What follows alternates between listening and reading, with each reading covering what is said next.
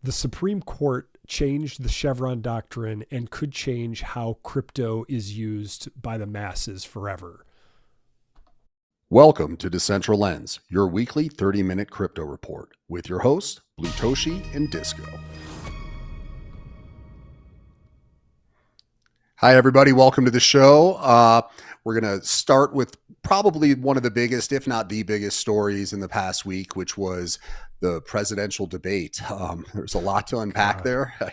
I could say it that way. Yeah. I guess my take on it initially is, who is the real winner of the debate?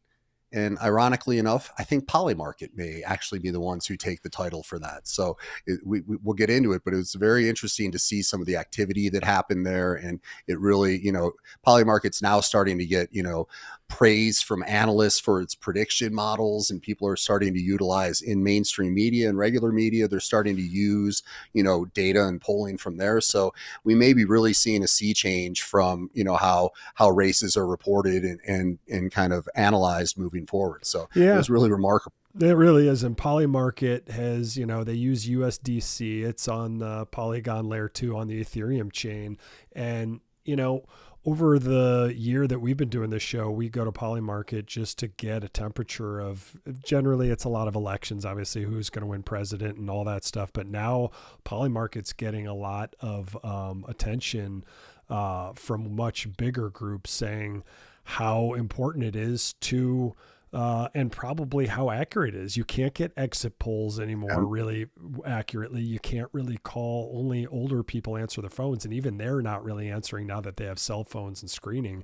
So Polymarket and this gambling, one could argue now, Disco, it's becoming, in this sense, it's giving kind of a litmus test for who's probably ahead and who may be chosen as, Trump's running mate VP and et cetera, et cetera. It's a fascinating advancement.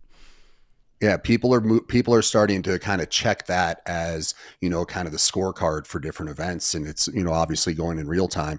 It's pretty interesting. Just for the US presidential election alone, for that pool, there's over 209 million placed in there. So we're starting to see significant numbers there.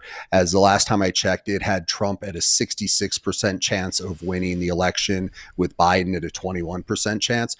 So it's interesting. You may see, cable news networks or whatever talking about it being closer to 50-50 or this, that, or the other, but we'll see. But people are pretty bullish on this development overall. And one of the really interesting points that the Bernstein analysts were talking about was it's done a very good job of utilizing crypto and blockchain, kind of in the back room, but it doesn't feel like you're going to a, kind of bulky or, kind of last generation, blockchain based site. So they're utilizing the technology, and we've all been kind of waiting for that, right? We've been waiting for these use cases and things where, people don't even know that it's, business in front and crypto party in the back, which is kind of what we're seeing. So that's been really interesting. And then one more fact that I thought was awesome was, for the month of June, that was the first month that Polymarket ever had over 100 million in volume. So that's legitimate traction. It's not just, one of those kind of fake use cases. Yeah, and it's one of those that just we've been using it for a while, and Polygon and all the layer 2s are looking for use cases. Solana is looking for more use cases, and they're all, Solana's obviously right now at least winning the meme coin battle, but Polymarket arguably is a utility, which we talk a lot about in this show. For my art, I don't want utility, but for products and for tokens, maybe I do. And Polymarket is a great fit there for all those things. But, going on beyond this, Disco, let's talk about the debate. Like, Biden obviously looked very confused. He trailed off a couple times. Obviously, CNN moderators were very cued in to be like, "Thank you, Mr. President." Like, they right away they got off. But both of us, I know you were more disappointed than I was, because I kind of already felt like I saw the writing on the wall with him in the last debates 4 years ago. But he really wasn't that great. And CNN after was all over it and negative, and then they quickly about faced, and now it sounds like the Biden camp, maybe because they have no other options because it's too late, is seems like they're doubling down right now. Yeah, I'll say that if you're a sort of person that feels, and is sensitive and everything like that, like it was hard to watch because you were watching, two totally different personalities, but you were definitely watching one of the personalities kind of live, your worst case scenario of losing, your train of thought and what you're doing. So I certainly felt extreme empathy during that. But to your point, I did feel a little slighted in that, it's just business as usual, it appears, and there's not going to be a change at the top of the ticket, which I thought a performance like that would have merited. So you're right. It was a whole, hotbed of reaction on CNN, like, oh, the things must change. And then, fast forward 6-7 days and we're kind of seeing the same sort of commentary and stuff. So I hope to see a significant change in the future. But as you're right, like I'm not super bullish that'll actually materialize. No, I think the Democratic Party has a lot to figure out there, and the pressures are mounting too. I mean, Trump is the pro crypto candidate. Jesse Powell from Kraken just donated $1 million to Trump. Obviously, the SEC, Gary Gensler, through Elizabeth Warren's anti-crypto army, has been coming after Kraken, Coinbase. They've made all the companies who are trying to be above board here. They've made their lives hell, for lack of a better term. Yeah.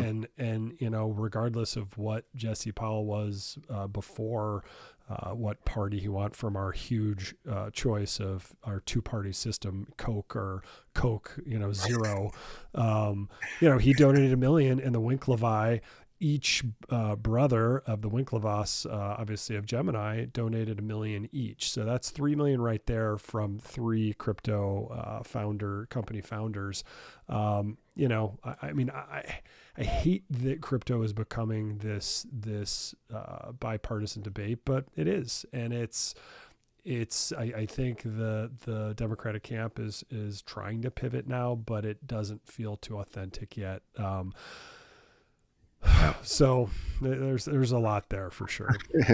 Yeah, we'll keep our eye on Polymarket, and it'll be hard not to keep your eye on the election as it goes. One quick side note though is I do think it was pretty innovative what RFK Jr. was doing, because he was pretty much sidelined by the mainstream media, but he came up with some pretty significant workarounds that did a great job of giving him a voice. And I just I do shout that out for sure, because that was pretty creative and smart. Yeah, I thought what he did really well was he listened to their debate. They paused it on X, and he would kind of say like, "Hey, this is where I kind of agree with Trump, and this is where Biden is.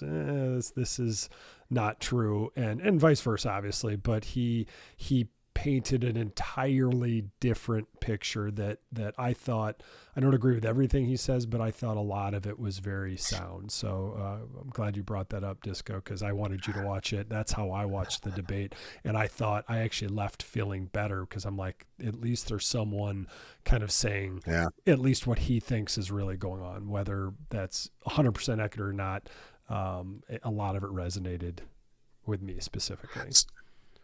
So let me ask you this. What do Stripe, the SEC, and U.S. Marshals have in common?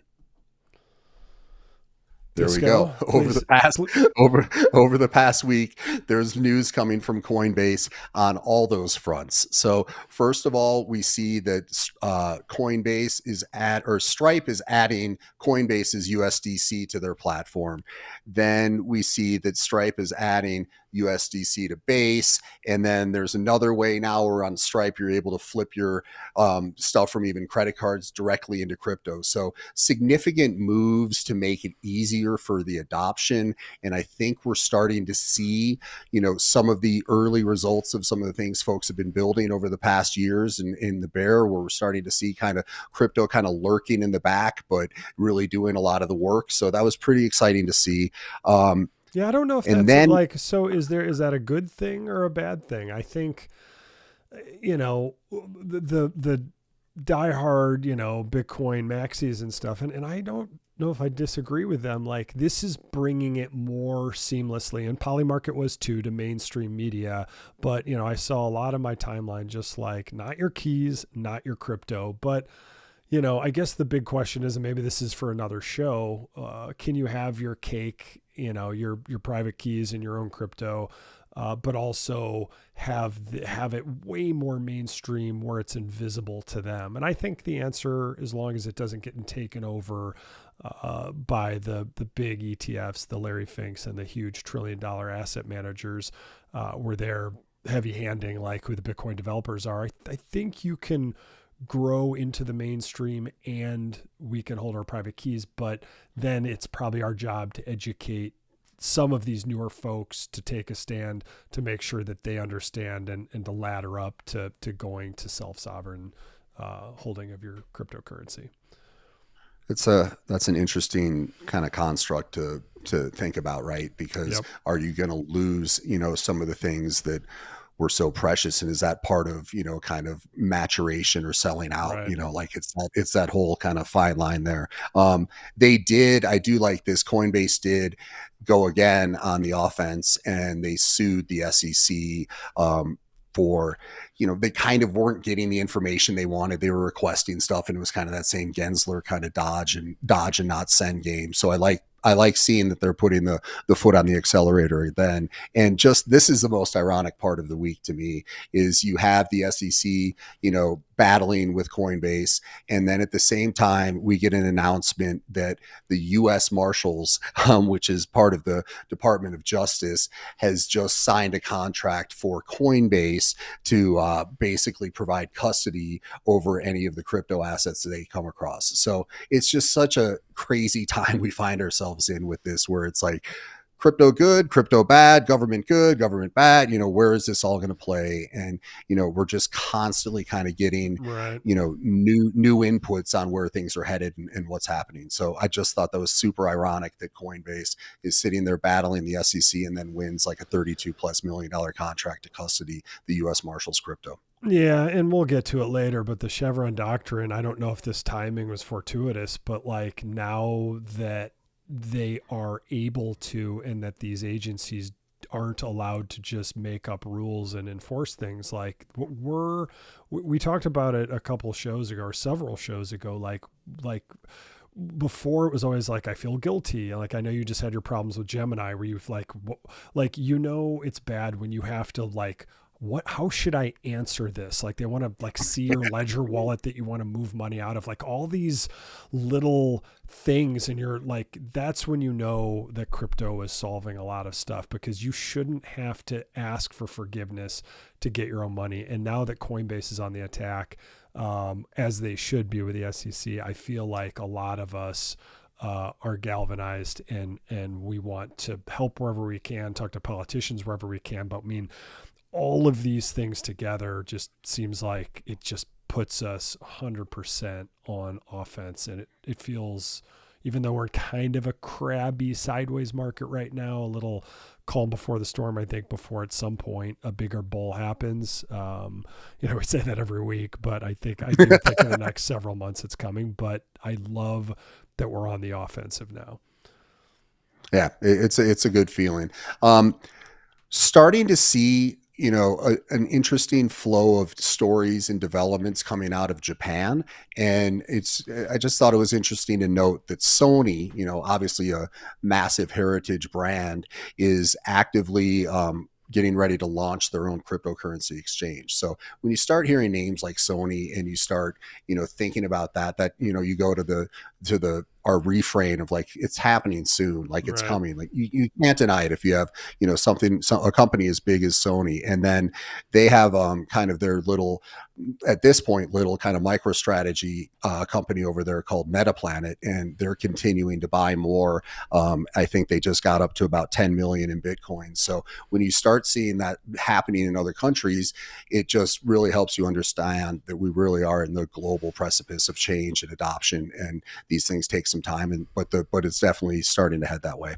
Well, and you made a good point earlier too, like with Japan and their currency, like they've been in a depression for like uh, 20 years or something. Like their economy, as good as they have some very strong big companies like Sony and like obviously the big car companies like Honda and Toyota, but they have been struggling there. And it's just interesting. You get Sony, who's arguably their most prominent company, the one probably everybody's heard of.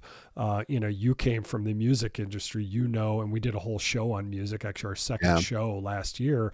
We know what a lock Sony has on that audio library, and the other three or four companies that have kind of locks on those libraries that get all the royalties for all the music that plays. It's just interesting now that they're going into crypto, which is, they're basically like, music is good and profitable, but so is like new money, the financial system. Like they have a chance, I'm just thinking out loud here, but they have a chance to go against the JP Morgans and if these rails just get stronger and stronger and stronger. Is this Japan and Sony's way of getting in and being like, hey, we're big guys and we're coming from more of the tech entertainment side, but we're getting a big slice of this pie and we're going to dominate, the market in our own backyard. It's fascinating to watch how different countries Yeah, and adopt to this. yeah, and just it could, be that they're feeling more of a need for a hedge against inflation because their debt to GDP is 159%, which is the highest of the G7 nations. So like Damn. they're in a they're in a rougher spot economically in the yen than we are seeing right now. So maybe that's spurning some of that activity, I would say. I think we're at like 129, if I'm not mistaken. We're definitely over 100, but in the U.S. we're super high as well, and that's scary. But Japan's, that's like, Yeah. because at some point there's kind of a point of no return, right, where you can't service the interest on the debt that you owe without either just printing a ton of money or just doing very austere measures to do it. So interesting Yeah. stuff coming out of Japan, kind of in the bigger picture of crypto and what's going on. So if we look at some of the other news that we wanted to make sure to share with everybody, there's been some movement in the universe of the Pudgy Penguins, and you're starting to really see them kind of differentiate, I guess, from kind of the rest of the class of the ETH NFT groups, if you would say. Yeah, absolutely. And what's interesting, Pudgy Penguins, so they built their own chain basically, right? So they've done a great job of using technology to really raise the floor and kind of go more Web 2. They put the Pudgy Penguins, the stuffed animals, in Walmart. Everyone was excited about that, and once they found out they were going to actually sell and do pretty well, Pudgy Penguins is one of the bright spots in the NFT world on the Ethereum chain. Ethereum has had way less activity as of late than certainly Solana. It's equal on par with Bitcoin, but remember, Bitcoin didn't have an NFT community a year and a half, 2 years ago. So a lot of attention has gone away from Ethereum, but Pudgy Penguins is continuing to build, and I think that just shows, strong leadership, and it also shows that if you build good stuff and you have some success more in the Web 2 world, just building a brand, that your floor price can go up. Because our first show was on Azuki, something that was near and dear to me. I still do hold my original Azuki from reveal day. We'll go more in detail about this later, but they hired a COO. The guy's like Stanford, Harvard. He has every pedigree under the sun. He's worked at all the big media companies, and Azuki, obviously, through the Elemental launch and the original Azuki launch, depending on what they have left, they got a couple of $100 million in the kitty to hire some of these guys and really go for it. Now, my argument has always been they should have been doing this a long time ago. And when we came out with this show with the Elemental launch, they were caught very flat-footed. But I think another thing to weigh in here is Yuga used to be the roadmap that everyone followed. So Azuki kind of followed the Yuga roadmap. Now Azuki is following more of the Pudgy Penguin roadmap, and maybe that's just a coincidence because Azuki's doing entirely different stuff with anime and with really tapping that Euro Pacific market and South Korea, and anime and the anime token and all that. But I do wish Azuki the best, but at least this with Pudgy Penguins does show that good news outside of airdrops and all the stuff that dilute your tokens and dilute your art can raise the price of it. So it does have promise there, and more on this story because these parallels with Azuki and Pudgy Penguins and just eyes diverting from Ethereum is kind of something that's near and dear and kind of interesting to me right now. Yeah, for sure. I find it fascinating as well. And you're right. We were in that first show. It was like, oh, can it translate? And over the past week, Pudgy's went up 40%. So you can see that actually translate on price, which is what we were kind of wondering. So we can get into this next topic. It was seismic. I never thought that hearing, the Supreme Court, is going to come out with their announcements like that. It was going to mean that much to, our life and how things are going. But it was last Friday, so less than a week ago today, where, the Supreme Court came out and reversed a really old Chevron decision. And at first I'm like, I don't really care about Chevron, I don't really know what, I didn't really understand the depth to which these tentacles could reach, but it really was powerful and very symbolic. And I think we're going to really have to kind of dig into what it really will mean to us as individuals as well as the space overall. Yeah, the Chevron doctrine is interesting because this all started basically with like fishing vessels and in the Atlantic Ocean, and basically the Chevron doctrine says that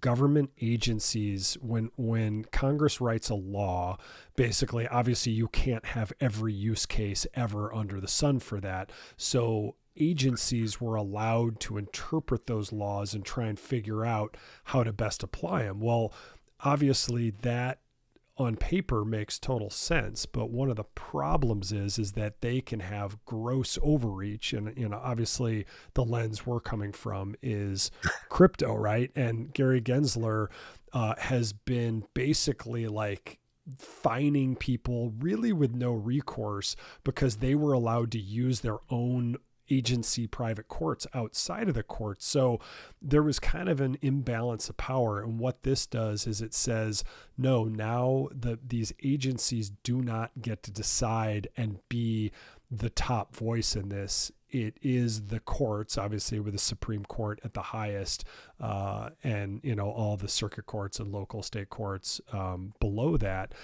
It's going to completely clog the court system, which they're going to have to figure out how to literally do more cases or have more judges or something like that. Like this is the implications are far reaching. And, for crypto, I think this is a big win because it Right. allows companies to fight for the rules and regulations that are made arbitrarily, not by Congress, not by the courts, but by these arbitrary agencies. So I think this is going to change a lot in our daily lives. It's probably going to take a while, but I think court cases are going to appear everywhere for all these different fields and different categories, from the environment to crypto. I mean, healthcare, you name it. Like Yeah. I can't even. There's an agency for everything. You know what I mean? So it's across the board. And part of my read on it was that there's actually going to be more of a reliance on Congress to, work together on things, which right now is not really the best, if I Yeah. was going to go on Polymarket, will Congress work together to do these things? I'd probably find the more negative take on that because it's, this is what we always think about is the nuance and everything, So yes, it's a win for crypto. Yes, it's a win for conservatives. It's a big loss for, kind of establishing a larger governmental footprint and having kind of unrestricted authority, which we've kind of seen. And it's certainly impacted, our pocketbooks as well as our self-esteem over the past handful of years as crypto, kind of came came into the crosshairs. But you've got to wonder, like, are there certain things that we do want to make sure are, kind of in line and regulated? And, is that like you want to make sure they're keeping a gauge on how the airplanes are being tested and flown and all that stuff. So it's a very complicated kind of thing to wrap your whole head around. And when I first heard it, I knee jerked it. I didn't know. And then I started really kind of marinating on it. And there's things that make me extremely happy about it and that I've kind of been rooting for on this show for, months and months. So that certainly leads to, kind of feeling very positive, but you do want to think through where something could come back and kind of bite us. Yeah. And, like obviously environmental controls. I mean, you want to make sure water's clean and stuff, Yeah. and corporations just can't do whatever they want. But there's actually a possible another interesting win, because when, agencies are working, a lot of times they're a revolving door from the industry that they regulate. And there's the wink, wink, nudge, nudge, hangout promise of, hey, you want that VP title and make, 700 grand a year to do very little, so that revolving door between agency and company is now, it would appear that there would be less incentive to have that. But yeah, does it put the power in more in the corporations, and then it could be tied up in courts for a long time? So I think this one, the Republicans have been trying to get rid of this for 40 years. And what people argue is this can be the beginning of smaller government and less bureaucratic agencies. And I think there is truth to that, but there is another side too. We have to make sure that, that people with water and with chemicals in our foods or in our products are protected there. And maybe both of them have drawbacks to that, because it's either the corporations or the agencies with the promise of working for the corporations doing that. But it's Right. I think for crypto, it's going to be a win. And I think it kind of goes again to the thing, like Bitcoin doesn't care what everyone's doing, and Bitcoin is just going to be Bitcoin, and crypto, immutable, decentralized crypto, is just going to continue being what it is, and then people can find use cases for it, but it's just going to attract, like a black hole, just more and more gravity and mass from the entire universe that in world that we live in. Yeah. I mean, I can remember a period of my life where I never really thought of or heard about the Supreme Court. And now I'm hearing about it, way more than I ever anticipated, and seeing that there are far reaching impacts, and specifically to our space, but then also to the, country and culture overall. So we'll definitely keep an eye on that. As always, I want everyone to know that this show is for entertainment purposes only. Do not construe anything as financial advice. We love getting together and sharing, kind of the latest over the past 7 days. So thank you for your time. And if you're in the United States, enjoy your holiday. It should be a fun time for sure. Yep. Happy holidays, everybody. We'll see you next week.